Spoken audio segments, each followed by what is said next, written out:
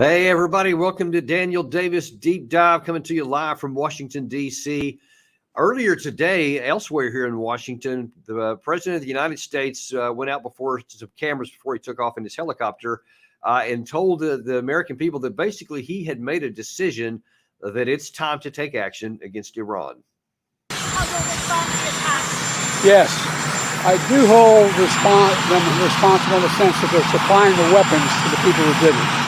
What will be different this time? We'll see. I don't think we need a wider war in the Middle East. That's not what I'm looking for.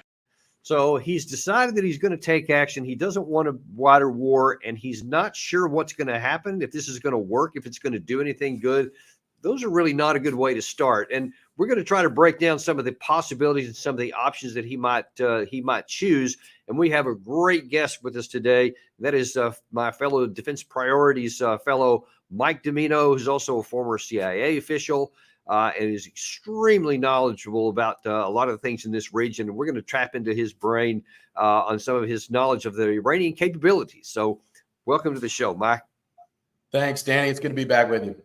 It is good to have you back here because I always rely on you for a lot of stuff behind the scenes anyway. So it's once we had a conversation last night for the audience's knowledge here, I was about to go on, I think it was NBC News last night, and you gave me some great stuff, which I was able to use in there. And I thought, man, we need to have you on. More people need to hear what you have to say instead of just me one-off it on something.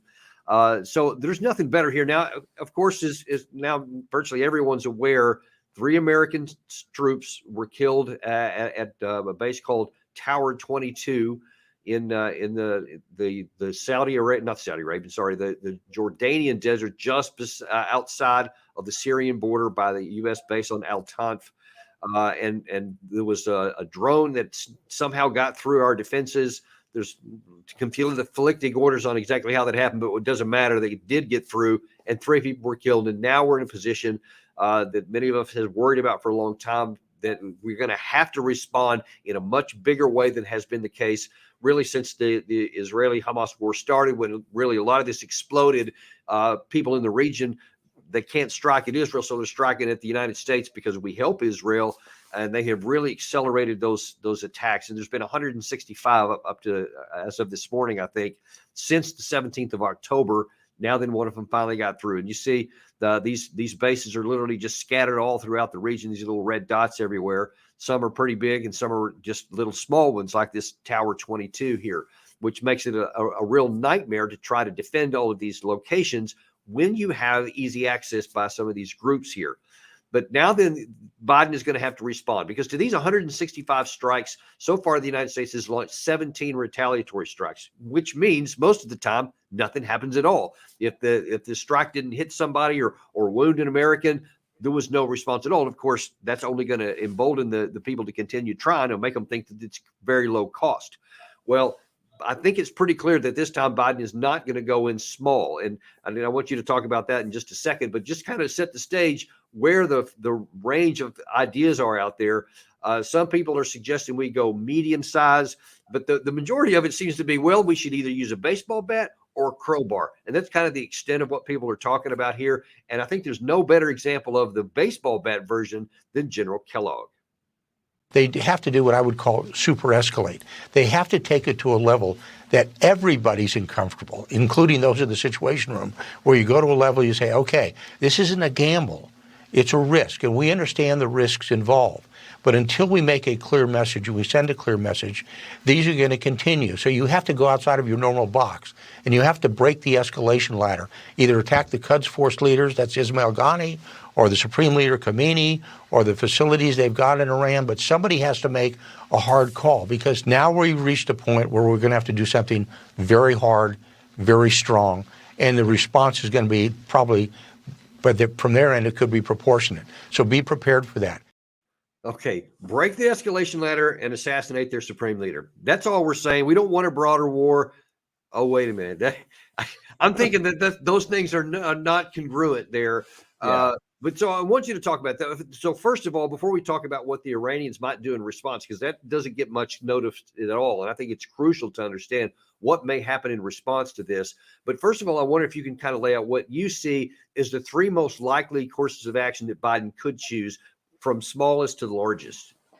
Yeah, absolutely, Danny. I went through this firsthand back when I was in government in 2019 when the Trump administration, after a U.S. drone was shot down in the Persian Gulf, came very, very close to conducting U.S. strikes on Iran. So I'm familiar with kind of how this works. And, if people are familiar with national level defense or intelligence planning, basically there's quite literally, a Denny's menu, as we call it, of options that are presented to the president. And they're usually, color coded, green, yellow, red, sort of less escalatory, kind of those mid-range options, and the more escalatory options.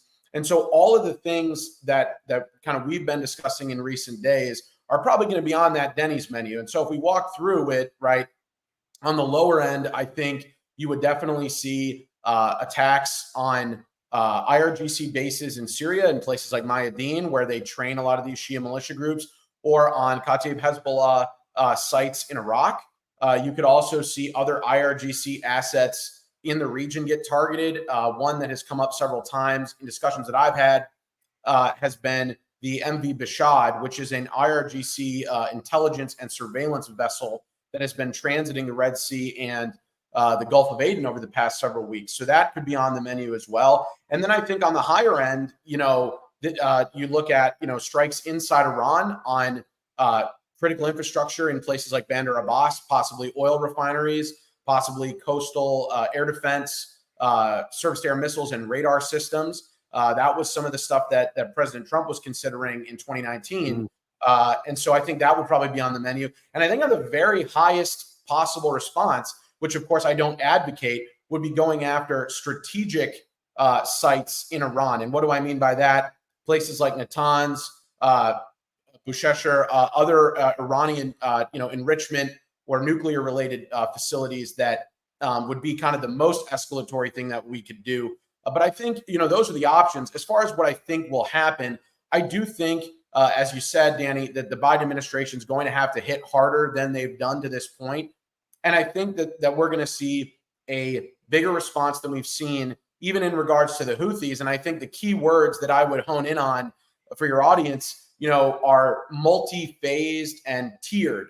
I believe John Kirby used that word earlier today, right? So if we're talking about a multi-phase response, I think we could see, several of those things that I just discussed play a role. I don't think this administration wants to go ahead and hit inside of Iran, though. I think they recognize the risks are significant for what happens after that. Yeah, I think that, at least in my interpretation of events, when President Biden said that there on the lawn here shortly, a little while ago, where he said, "I'm not interested in a regional war." Well, I think that if his first move after something like this is to fire into Iran proper, I think that the chances of that are way higher than anyone would be comfortable with. So I wouldn't imagine they would go through. Now, I would also imagine that probably behind the scenes there's some diplomacy going on as well, to where we may be signaling, hey, we're going to take a proportionate response here. It doesn't have to go higher. I mean, can you speak to any of that in terms of your experience? Do you think that's going on also? Yeah, I mean, this happened during the last cycle of escalation with the killing of Qasem Soleimani in Iraq. We saw the Iranians try to back channel about their retaliation because they didn't want to see a regional conflict either. I think one concern going forward here is that may not happen if the U.S. goes and strikes Iran. It's conceivable to me that the same kind of response that we saw in 2020 when Iran used a number of short-range and medium-range ballistic missiles to attack al-Assad Air Base, they could do that at 5 or 6 different locations. And again, that kind of gets into the discussion of, how capable the U.S. is of defending a lot of these small and remote patrol outposts and forward operating bases in Iraq and Syria, where we just don't have the air defense capabilities, in my assessment, that we need even if we were going to go ahead and strike Iran, because the responses would probably come pretty heavily on those bases. Now, I want to ask you about that, because that's I think the least examined part, when just from my perusal of the news, both printed and television news, is everybody's talking about what we would do and how we would strike, and that's going to send a message and all this kind of stuff. But I haven't heard hardly anyone talk about Iranian counteractions. Now, Iran has shown in just the last couple of weeks, actually, when their interests have been hit. They struck in Iraq, in Syria, and in Pakistan, and they said, hey, we're not afraid to retaliate. So I think the idea that that one strike is going to cow them is just unrealistic in the extreme, I think, and dangerous to believe that's going to happen. So my guess would be that the administration does expect that whatever they do is going to have some sort of response. And so I wonder if you can kind of talk about what you think the possible range of things that Iran could do, because I don't think they want to get into a war, or that they could have done a lot of other things, but they also know that there's going to be a response to their actions. So what would they do on that whole gamut that you talked about there, from least to middle to the upper end? What kind of things might they do? And one of the things I'd like you to hone in on is going back to that attack on Al-Assad Air Base in 2020 in response to the Soleimani assassination. Is one thing that always stood out to me was those missiles got through. Now, we expected that there was going to be some retaliation for that assassination, and it did come, but I don't know how many we intercepted, but I know a bunch of them got through, and that was kind of a red flag to us. That's a U.S. base. Yeah, I think that's a good point, Danny. I think there's a couple things to point out here. One, I think most serious military analysts know that Iran does not want a war with the United States, and they have a very weak conventional military, right? I mean, they're flying F-4s and F-14s from the 80s that are hand-me-downs from the United States. Their army hasn't participated in any kind of large-scale maneuver warfare since the Iran-Iraq War in the late 80s. So what they've done to overcome a lot of those conventional deficiencies is put all of their defense industrial base and technology and effort into their missile capabilities and their drone capabilities to try to offset their lack of conventional firepower.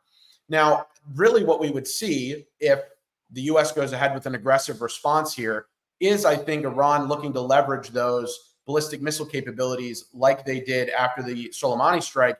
And they were very accurate, and they have a pretty significant range profile as well, as you can see on the screen. I mean, we're talking about some very significant missile capabilities here that Iran can use to reach out and touch really any U.S. bases in the region, not even just in Iraq and Syria, although I think that's what Iran would most likely target. And look, if you're talking about a lot of these smaller bases that have, CRAMs, which use 20 millimeter cannons and have an effective range of about 6,000 to 8,000 feet and mostly, shoot down, small drones and unguided rockets and stuff. Those systems are not capable of providing the air defense capabilities against these missiles. They're just not. And so it's important to understand what the capability set is. They have thousands of these ballistic missiles, okay? And a lot of the larger ones, you're talking about, 100, 200, 300 more pound payloads. You're talking about missiles that are the size of school buses, right?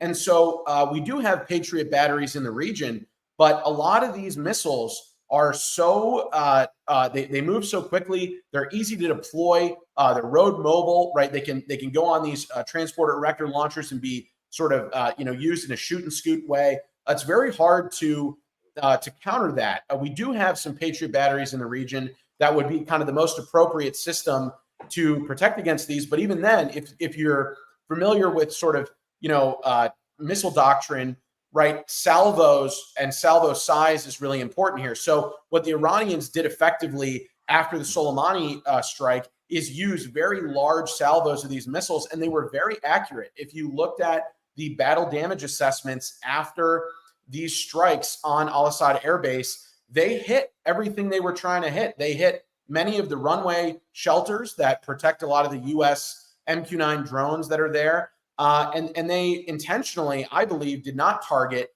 a lot of the containerized housing units, CHUs as we call them, or other places where they could have had a bigger impact on personnel. And I think, too, going back to the Tower 22 situation in Jordan, what really alarms me, Danny, is that the base defenses were not activated. And I understand there were, claims about, U.S. drone operating in the area. Can you bring up that picture of the base while he's talking? Yeah, that doesn't really make a lot of sense to me as somebody who spent time in the region and in many of these places. U.S. drones have their own unique identifiers, right? There's a common operating picture, a common air picture that, all U.S. forces have access to. So the idea that those defenses couldn't be active because a U.S. drone was in the area just doesn't really make sense on its face. And usually what happens when there's incoming, indirect fire or an incoming drone, there's something that we call the voice of God that gets activated at a lot of these U.S. Yep, bases. I heard that many times during my time in Afghanistan, especially. Right. And as you know, Danny, right, there's a big warning that goes off, take cover, seek shelter so that people can move to these shelters that are usually on these bases or into a place that is safer when there's, incoming indirect fire. And what I find very alarming here is that none of those systems were activated, which means that, it wasn't just a failure of our air defense systems. It was a collapse of our situational awareness. We didn't know that this drone was on the way, and it was able to actually hit one of the containerized housing units that sadly 3 of those U.S. service members were sleeping in. Yeah. And so, to what extent do you think, Mike, that they could have used some effective electronic warfare systems, possibly even learned from lessons learned from either the Russians or the Ukrainian side during that massive use of drones and counter drone fights over there, that they might have found some way to actually deceive our defense systems? Do you have any idea if that's possible? that's possible. And that's something that DOD and the Pentagon would never, they would never come out and address that in a press conference or anything like that for operational reasons. And so it is reasonable, I think, to ask questions about exactly what happened here. And, did these militias employ some sort of unique tactics? Again, just, knowing groups like Kataib Hezbollah, having, worked on them as an intelligence officer, I find it a little bit surprising that they would have this tactical picture so perfect that they could time all this exactly right to take advantage of what happened here. I think more likely there was a mistake on our side. And I don't really even blame, the military in that sense. As you know, Danny, these guys have been operating under what we call, FP Delta, right? A force protection condition that is very, very high, where they are focused day in and day out on countering these kinds of attacks. And there is a fatigue that comes with that. If you do that day in and day out for 4 months, fatigue could play a role. Other things could play a role here. I think it is important that, there were classified briefings on the Hill today about exactly what happened here and what may have caused this gap in our defenses. I think it's important that the American people hear more about those investigations. And I think it's important that Congress, does its oversight responsibility here and looks into, exactly what happened. And did I understand you correctly to say that the radar systems that we have, even in places as small as Tower 22, are able to distinguish between American drones that we know we're sending out and are coming back in, vice, any kind of an alien drone that's not associated with us? Yeah, they should be. And that's what, struck me and others that have, worked on these issues, other veterans, other people that have studied these things. I had a conversation with a colleague yesterday about this who spent a lot of time in Iraq, and he was very confused about exactly what the explanation was from the Pentagon about, the air defenses, just were not turned on or something like that. So again, I'm not, alleging any kind of wrongdoing here. I don't think we know enough yet about what happened, but I do think it is an odd series of events. I think it could just be sort of a very tragic coincidence. But again, this underscores the issue that, Danny, you and I have talked about for months now, that really we have just been getting lucky. I know it's kind of shocking for people to hear, but we got lucky, 165 times, and we didn't get lucky the 166th time. And if that is a big factor in whether or not Americans are living or dying, is just that we hope nothing happens, I would argue that's totally unacceptable. If you look at a similar drone attack that happened in Erbil about 2 months ago, that drone hit the barracks and it just didn't detonate. Didn't blow up. And that probably would have killed, half a dozen Americans or so had it done so. Yeah. Now, I want to ask you a different question, because I think many people think that because all of these strikes have not gotten, 164 of them didn't have the payload, minus that one you're talking about there. They didn't get through. They were shot down. They missed, whatever. I think that the implication that some have is that that's the same capacity that Iran has, because Iran are backing all these people. But one of the things that stood out to me about our conversation last night is that you said that a lot of these missiles that you were showing on that picture a second ago have much greater capacity. And the air defense systems that we have here, if Iran directly started attacking our troops, that many of the defenses that we have here would be no good. It would be inadequate. And especially if Iran was trying to target us directly, that the casualties could be just off the charts, which I think speaks to, well, I hope it speaks to what targets the Biden administration is going to use to go after. Because if we go in too heavy, and if we strike, a lot of these Quds forces, like so many are advocating, lustily, they don't think that there could be a response. So I wonder if you could talk two things.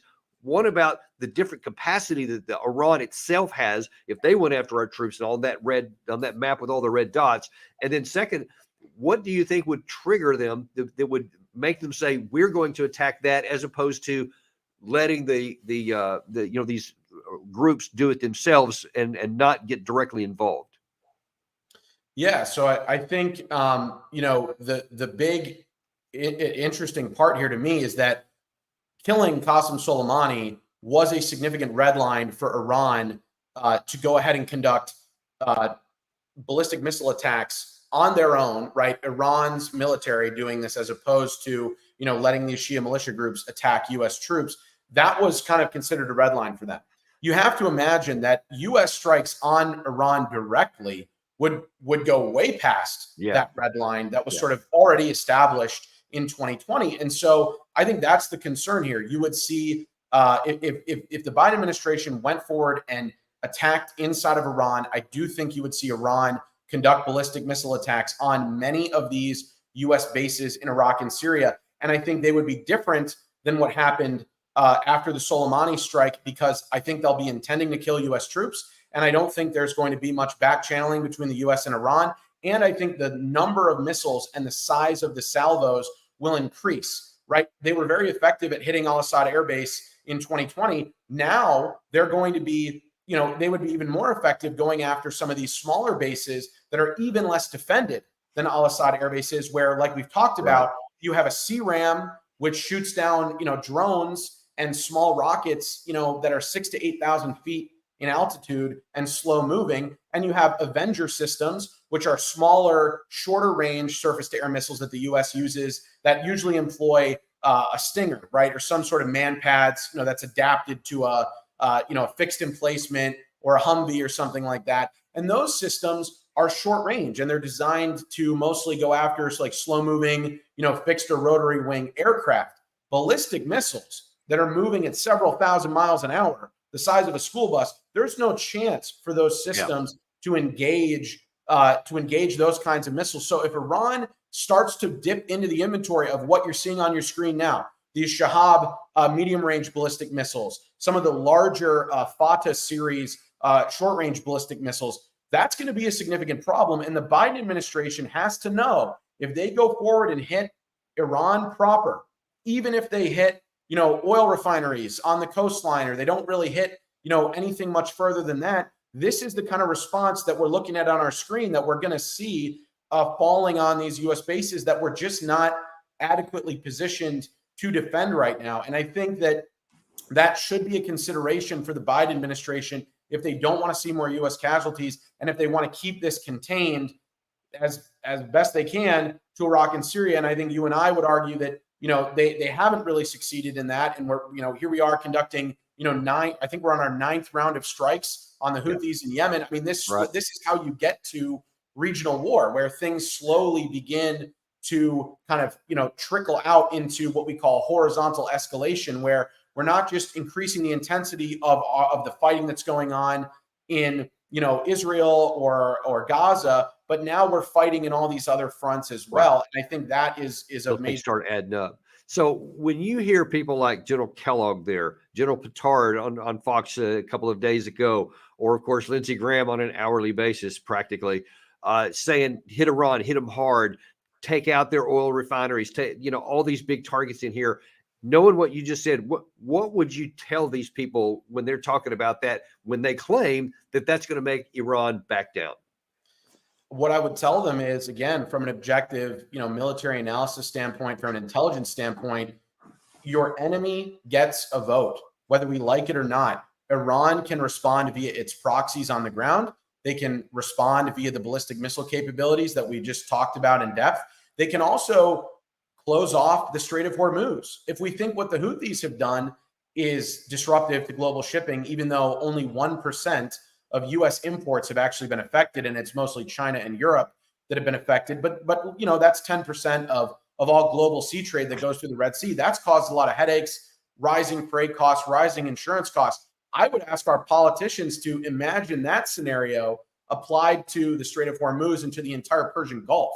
And now you'd be affecting an exponentially larger piece of the global economy, of U.S. trade, of our Persian Gulf allies and everything else. I mean, the energy, yeah. Right. I mean, this is serious. Iran has ways to make the cost of all of this very high for us, and that is one thing that's been missing in the debate. I can't tell you, Danny, how many times I've seen people say on the news or wherever else, "Well, we'll just go ahead and we'll strike. We'll take out Khomeini, or we'll strike all of Iran's military bases in their entire country, and then it's just kind of over." And then they don't really finish the sentence or explain anything about what happens next. And I think it is important that you are highlighting here that Iran does have abilities to respond.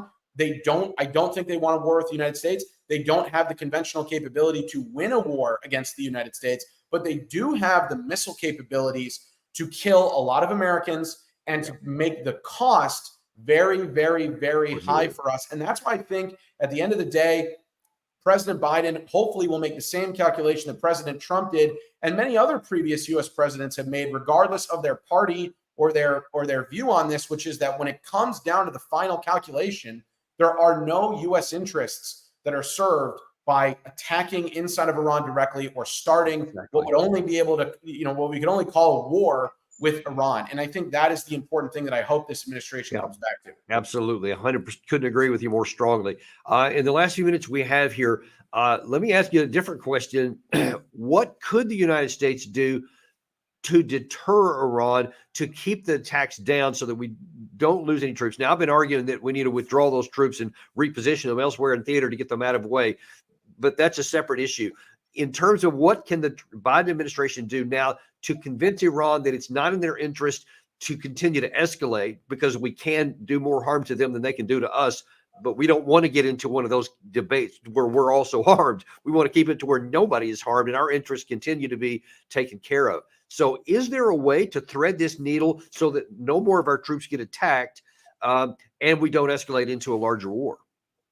Yeah, so I think the conversation on what our U.S. interests in Iraq and Syria are and what the force posture of our troops should look like there is an important conversation that I think this administration needs to have. And I am encouraged by some of the discussions that have been happening apparently at the NSC and other places to review the U.S. force posture in Syria. Obviously, we've started conversations with the Iraqi government as part of this higher military commission, HMC, as it's called, on what our future, posture might look like there. So I think that's good, but I agree with you. That's kind of a separate issue from what we can do right now. And so I'd say there are two things we can do right now. One, American troops were killed, and it is important that we respond to that.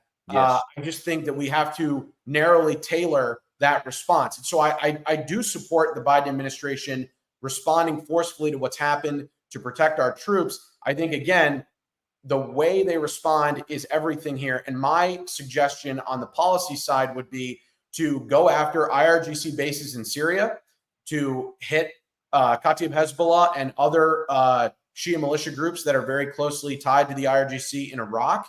And I would also take an opportunity to engage diplomatically with the Iranians to signal, hey, we've answered, and both of us have no interest in going further here. Let's wrap this up. And I think depending on, your read of some of this, it already could be in motion. There were some rumors today. Again, this is not confirmed, but I think it's important to share that Kataib Hezbollah apparently put out on some of their official channels that they do not want to have their fighters respond to any U.S. attacks in response to what happened in Jordan. And I think that's probably happening because the Iranians are signaling to these groups that they need to slow down their activities. But again, the reason we have to have the bigger conversation about U.S. troops is that Iran does not have perfect control over these groups, right? Yeah. They just don't. And even the Pentagon, even the U.S. intelligence community has been actually very clear about that, despite trying to say that all of this is Iran-backed. Look, Iran supports and funds and helps train and provide weapons to these groups. But if you think that Ayatollah Khamenei is picking up the phone to tactical Kataib Hezbollah commanders and telling them exactly what targets to hit and when to hit them and how to hit them, I've got some, timeshares that I'm happy to sell to you. So, that's just not how it works. And if you've covered these groups, you know that. So the Iranians do not have perfect control. And I actually think they're starting to recognize potentially the pitfalls of having some of these proxy relationships, because now I would argue it's not in Iran's interest for these proxy groups to continue attacking U.S. troops. And that might be why we could be starting to see the Iranians tell some of these groups, look, you guys got to cut it out. Even though there isn't tactical level control there, they are still pushing for that on the strategic level. Yeah, and that is why it's so vital that the administration actually do wise policy and measure their response here and not respond emotionally to what's going on. Because when you've killed Americans, I mean, the emotions are through the roof and people demand retaliation. And like you just said, and I have said on this show many times, I'm completely supportive. If someone kills an American troop, they've got to die. And it's as simple as that. But it's also critical that we don't expand it so that more Americans die in a retaliation. Many of the things that you talked about just there. So let's just hope and pray that the administration does a wise thing. And of course, the people like, Kellogg and some of these others, and definitely Lindsey Graham, will complain and bemoan that it's not hard enough if it's, doesn't go into Iran. Okay, you can deal with that. But what I don't want to deal with is missiles coming back to some of these bases here that we can't defend against. And that's what we have to avoid. And I think the number one way to avoid that is to not strike Iran. If we don't want to see these ballistic missile attacks that, again, were targeted mostly at base infrastructure when the Iranians did this last time and not on our personnel, they still caused 100 TBIs and other major, injuries to U.S. troops. And so what we could see on this scale could be potentially dozens or hundreds of U.S. casualties if Iran feels the need to go ahead and use their ballistic missile arsenal. Again, I think it's important to underscore this. They have thousands of these missiles, okay? So we don't really want to get in a situation where that's now where we are in the escalation ladder. And I am hoping, Danny, like you said, that both Iran and the United States are recognizing that there are no interests on either side that are served by going further here. And I think we will see a U.S. response begin potentially as early as tonight from some of the things I've heard, but I think no doubt this week.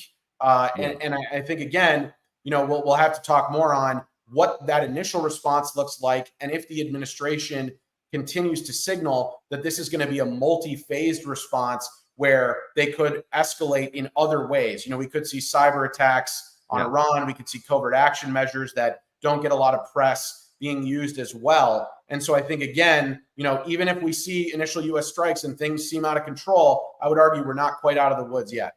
Yeah, absolutely. Well, listen, this is a very dynamic situation. Like you said, it could start unfolding even later, just hours from now, or maybe even days, but it's probably not much more than that. And we're going to continue to reach out to you and hope to have you back on to talk about whatever happens next.